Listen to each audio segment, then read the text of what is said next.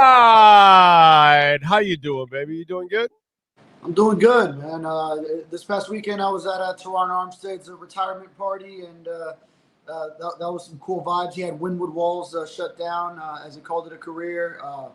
A great career, for him. Obviously, always fighting through injury. We'll say what we'll say about his availability, but he always made himself available as much as he could, considering what he was going through. And 12 years, 5 Pro Bowls, so really cool to take that in with him. Dude, Terron Armstead was Terron Armstead. A hell of a player when healthy. You knew that when you signed him, and that's exactly what you got for a few years. A guy that took like 2,200 and something snaps and allowed 5 sacks. So he rarely allowed a sack. He rarely allowed pressures. He was an outstanding player when he could play. And that was who he was in New Orleans down the stretch. So really, the Dolphins got exactly what they paid for, because when you paid for it, it would be insane to think that he was going to play any kind of complete season, because that's not what he does. So you paid for exactly what you got, because that's who he was, a great player that just couldn't stay healthy all the time. But when healthy, you knew you were in a much better place. And that's what you dealt with. And that's it. Yeah, the previous 6 seasons before he got to the Miami, he had averaged about 5.5 missed games per season. So you knew that part of it was part of the package. And for as good of a pass blocker as he was, you mentioned the numbers, how many sacks he gave up and how many snaps. I think he might have even been an even better run blocker. He was kind of like that Trent Williams for the Dolphins at left tackle. With the way he could just bulldoze and create holes, and which is so huge in the outside zone, trying to run to the edge and finding space, going laterally first, and then finding the hole to get up the field.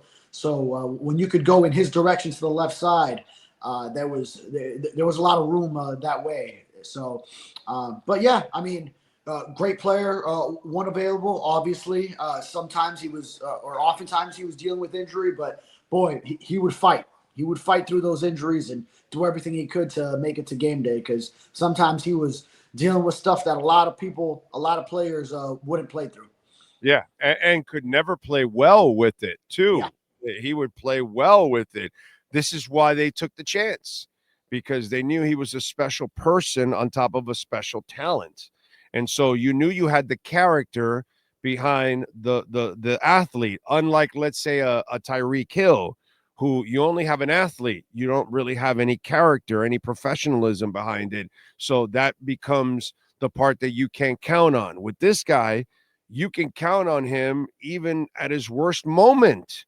And he'll tell you, yeah, I could give you a few snaps. And you're like, okay. And you're going to count on him. It's a freak thing.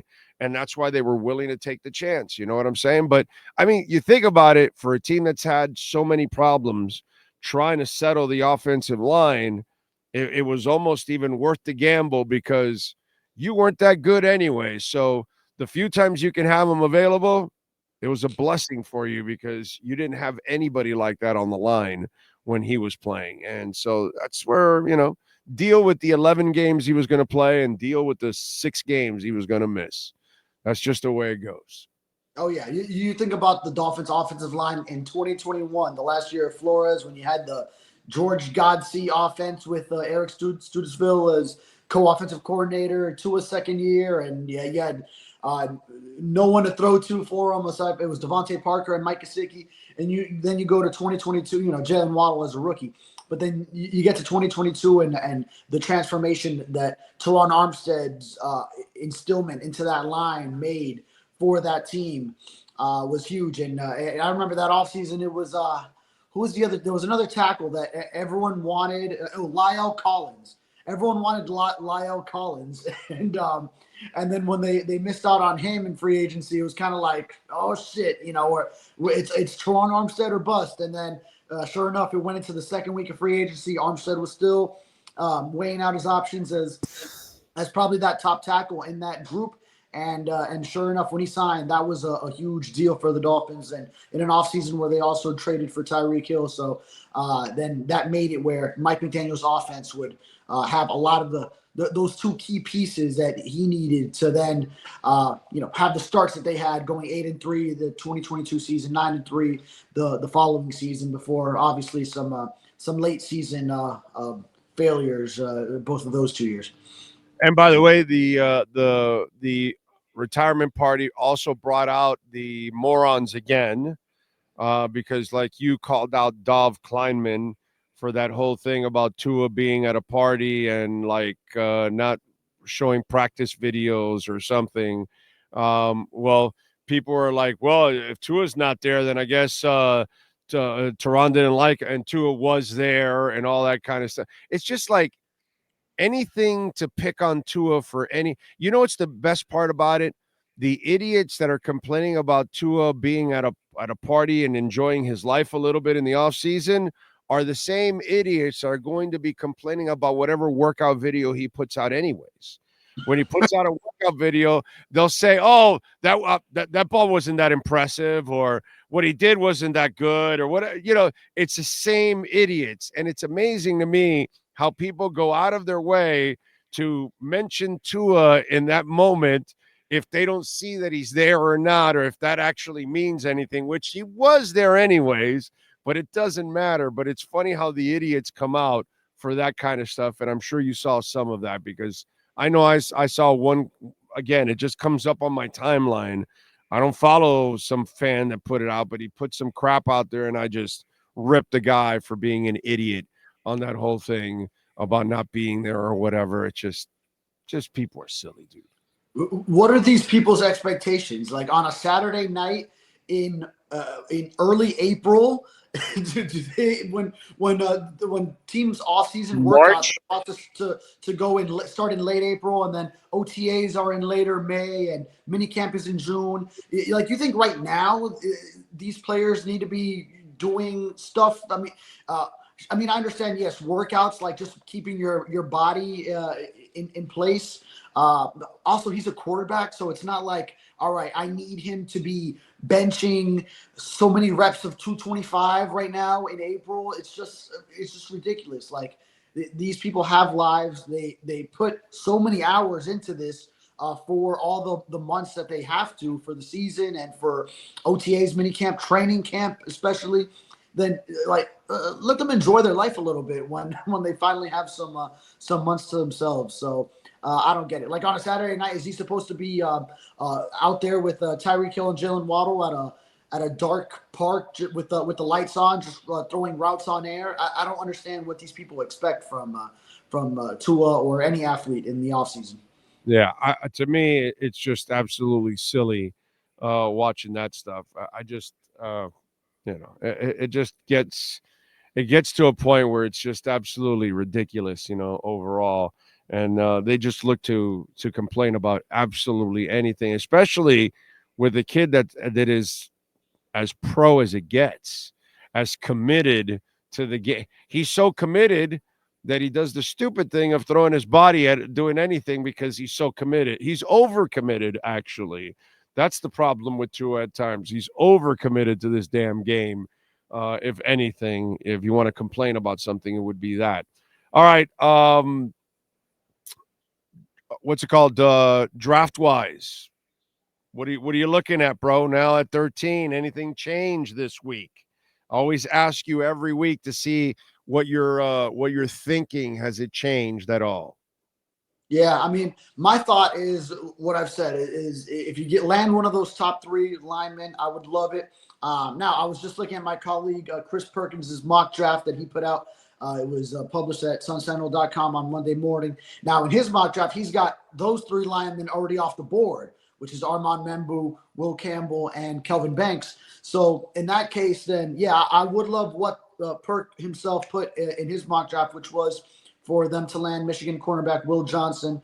So that would be a great pick as well. Now, he did pick him also with Penn State tight end Tyler Warren still on the board. So there would be a decision there. But because Tyler Warren just seems like such an incredible talent, but you do already have your Jonnu Smith, and you added an inline blocking tight end and Farrell Brown, and you're developing Julian Hill. You hope he did cut down on his penalties later in the year last year, and you hope you can get some more out of him with another year in the same system. But yeah, Tyler Warren would be great, but I would agree with that Will Johnson pick to get that number 2 cornerback, have him learn behind Jalen Ramsey.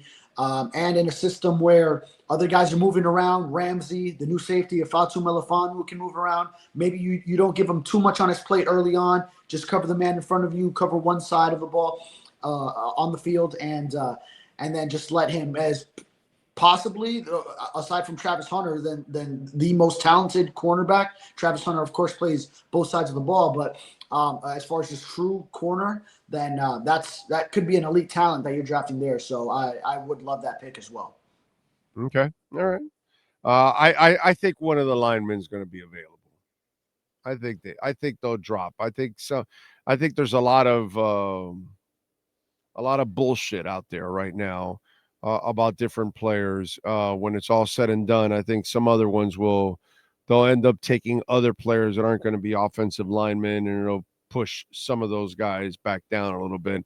I think the others are being talked up because they're trying to talk down some other guys so they can, get them to drop to them. You know what I'm saying? So there's a lot of smoke and mirrors in games going on at this point in time, and so I it's hard for me to believe, like the Shador stuff. I don't believe it's that negative. I think there's a lot of trying to sell down Shador to see if you can actually get him to drop to you, a couple picks down. I just think there's a lot of that kind of FUD going on, and that usually happens, in every draft with different players, that they try to muck it up so they end up dropping a little bit for one reason or another. Yeah. With Shador, could that be the Saints at number 9? Could that be the Raiders at 6? And I've seen some even throw out the possibility of, well, if Shador is falling so much that he's still around at 13 when the Dolphins pick, I'm saying no. You already committed to Tua. I mean, you might find I disagree with you there. I would take you would take Shador at 13 if he falls? I would definitely take a quarterback. I have no problem with that, to trade him to somebody else. But that's right. You mentioned that trade. I would trade out of the pick. I got to tell you something. I don't expect Shador to be there at 13. I'm talking about Jackson Dart. Okay, that's the guy that I would do a draft trade with at 13. But if Shador falls to me at 13, I'm keeping him. And I'm going to put, because Tua wants to be an idiot and wants to put his body out there, I'll throw Shador the next time out that he does that, and Tua will never get his job back again. Because I know that Shador can take his job. And by the way, I've watched Shador actually take shots. He takes them at Colorado. I've seen him take some shots. So he's actually more durable than Tua, but he's also he's smarter than Tua in the sense that he will not put his body out there. He doesn't go running, and he doesn't go taking on tacklers and shit like that. Shador is actually a very mindful quarterback. He understands, I'm a quarterback and I need to be here to pass the ball. My availability is very important. He's very smart about that, where Tua doesn't understand that he needs to be available. That's the problem that I have with Tua, that he just doesn't understand that availability for him is everything. And it's everything for that team, because that's the only way he's actually good. He's no good running. He doesn't understand that. He's no good going after somebody to tackle them. It's not who he is.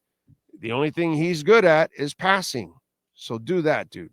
Stay available. So, yeah, if Shador by some chance drops to 13, I would take him in a heartbeat, bro. Take him to heart.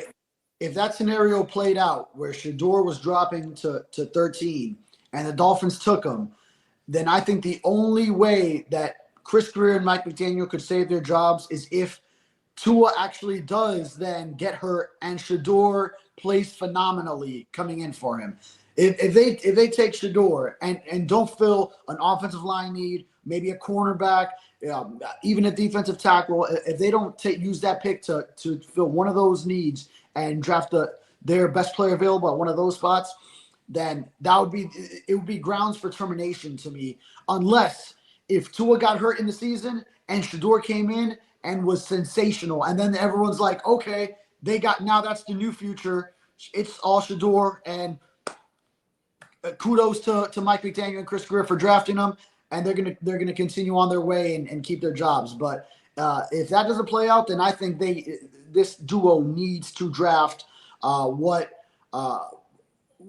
we're generally saying are their needs. But best player available at those needs, of course. But you got to fill one of those other holes, as opposed to taking another quarterback while you still have 2 years of this quarterback under contract where you need to stay with him, and another 2 years where he's still on that same extension. Yeah. I just don't think the Shedeur thing is going to happen. I think it probably won't. That he would fall to 13. Yeah. I still believe he's the best passer in this draft. I believe he's a better passer than Cam Ward. I know Cam Ward is the superior athlete by miles. I know that. I watched him here in my backyard.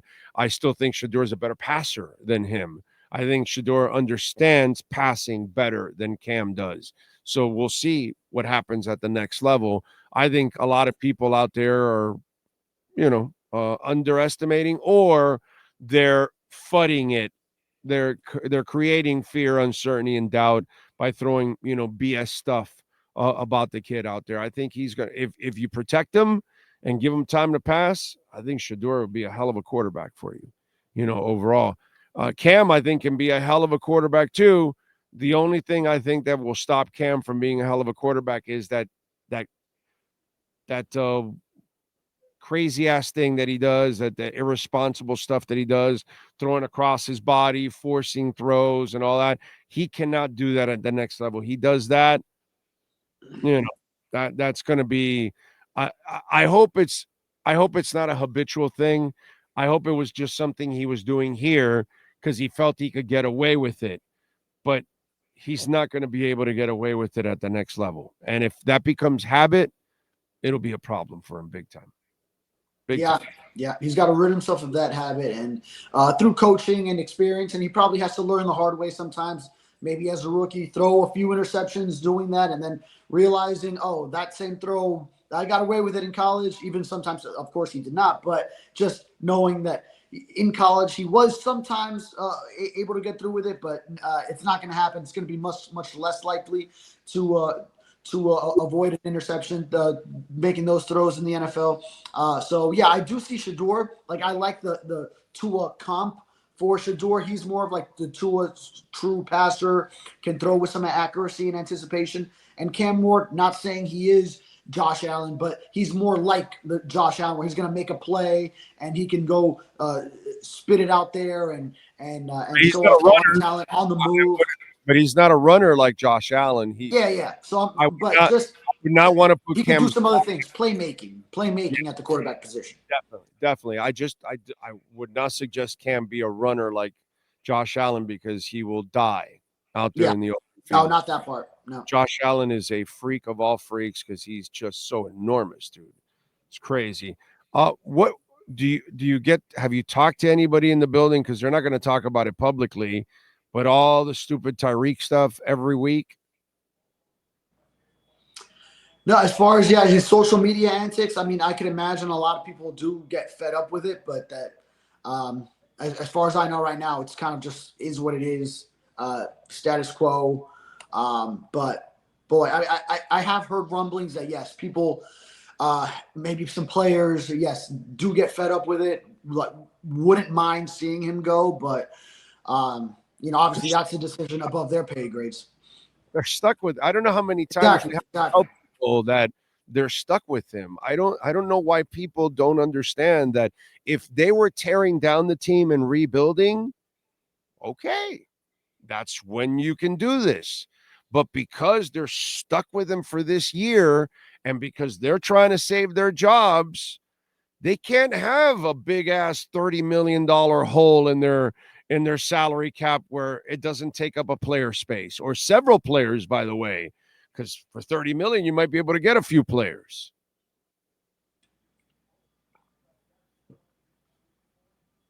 Did you get that? Did he freeze? Sorry, I lost you for a second there. I thought you were still talking, and maybe it froze. No, right I said that the Tyreek thing that people don't understand, that if they were tearing down the team and rebuilding, then you can trade them. But at this moment, they're stuck with them because if you trade them, then you got a $30 million hole in your cap, and you can't use that money for players. So it sucks. Yeah, exactly. And it's not a rebuild that they're doing by any stretch of the imagination. Now, yes, you did lose Calais Campbell, which you just had for 1 year. So it's not like he was part of the core that you had from the previous 2 seasons. You had him for a year, and then he moved on. And Terron Armstead now retiring. I mean, you lose about 30 years of NFL experience with those 2 alone. So that's a big leadership void. But just because you lost those 2 players, it's not a rebuild by any stretch. It's still offensively, you still have your Tyreek Hill, Jalen Waddle combination with Tua Tagovailoa at quarterback, and you're rolling with Jonnu Smith at tight end. That forms sort of like and Devon Achane behind him. Then that sort of forms like your core of offensive talents. You're building that offensive line now with Patrick Paul being the new left tackle and James Daniels, the insertion of there. You're going to probably find some more guys in the draft, preferably early on, hopefully that first-round pick. And then on defense, you're led by Jalen Ramsey. Jordan Brooks at linebacker is going to take a huge leadership step where I think he has all those tools as far as just his personality in the locker room. And then now as sort of the guy, along with Zach Sealer, of course, those 2 guys will create a big leadership stand there for the defensive side, especially now that Jordan Brooks will have a second year with this team, and probably seeing how Calais Campbell did it in his 1 year here with the Dolphins. So it's not going to be a rebuild. It's you stick with the same core. It's some pieces coming out, some pieces coming in. And you hope that some of the pieces that you're developing, like last year's draft class and the draft class that's coming in, can help you. And you hope you stay healthy. And then you hope to save some jobs with what this team does this year. Before then, it could turn into a true total rebuild if the season goes awry. Yeah, no, I think they have to win and get in the playoffs and win a playoff game to save their jobs. I think that's what's going to end up happening. Even just making the playoffs, I don't even think will be enough to save their jobs. And again, I don't think personnel has been bad, but coaching has been absolutely horrible, and personnel hired the coaching. So that's going to be the bad thing on them overall. I think you got to really prove this year. So that's why there's no chance they can rebuild. These people have to do whatever they can. And here's the most screwed up part that I'm going to pose to you. Okay? I don't believe this team, when it's all said and done, will be better than the team last year on paper. So that means that Mike McDaniel has to be the best coach he's ever been, and he's never proven that so far in the first 3 years. So you need an even better coach, and he wasn't good enough the last 3 years. It's hard for me to expect that, to be quite honest, because I don't believe you're going to be as good this year as you were last year. I agree. On paper, not as good.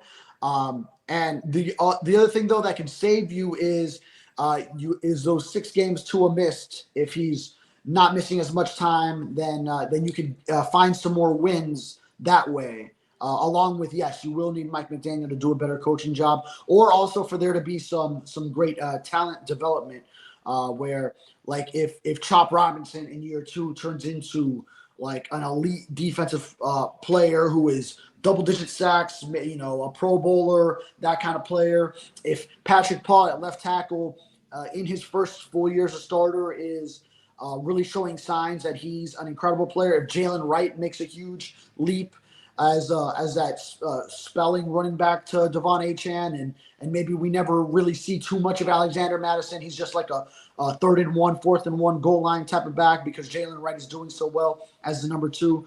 Then if you see those kind of things, if like Cam Smith or Storm Duck develops into a viable, true cornerback that can be in the rotation for them. If things like that happen, then I could also see some more area along with however they develop those rookies that are coming in.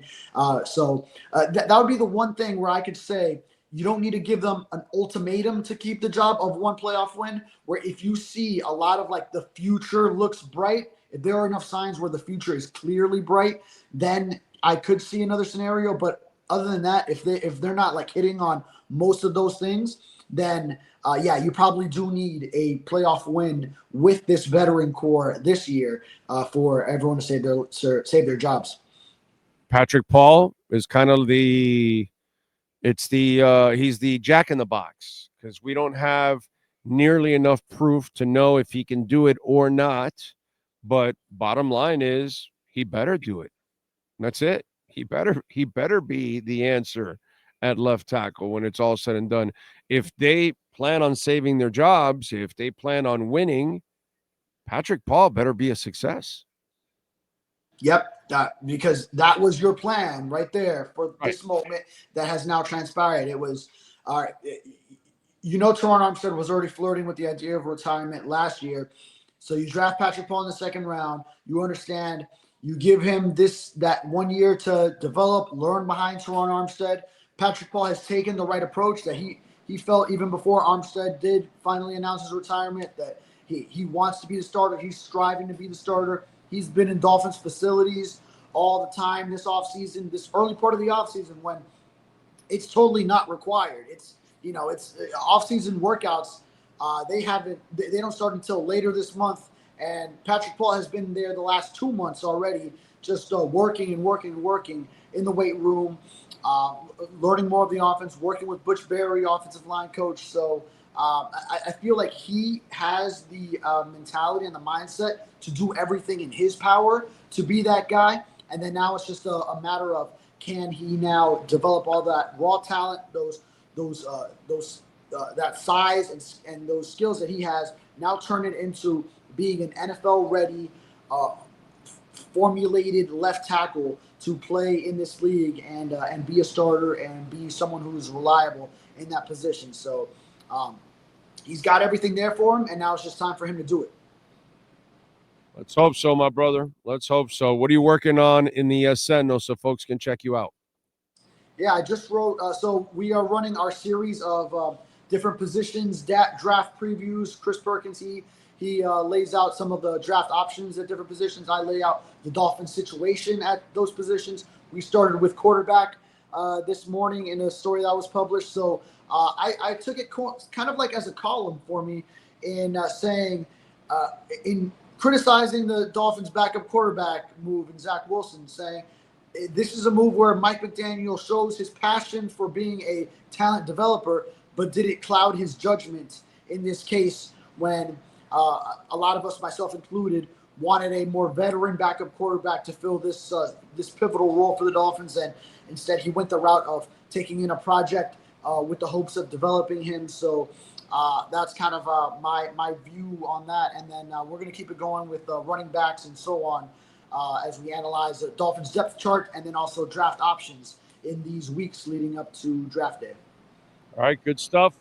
And, of course, follow him on Twitter at David Furones _ and catch his work there at the South Florida Sun Sentinel. David, as always, thank you, my brother. Appreciate you immensely.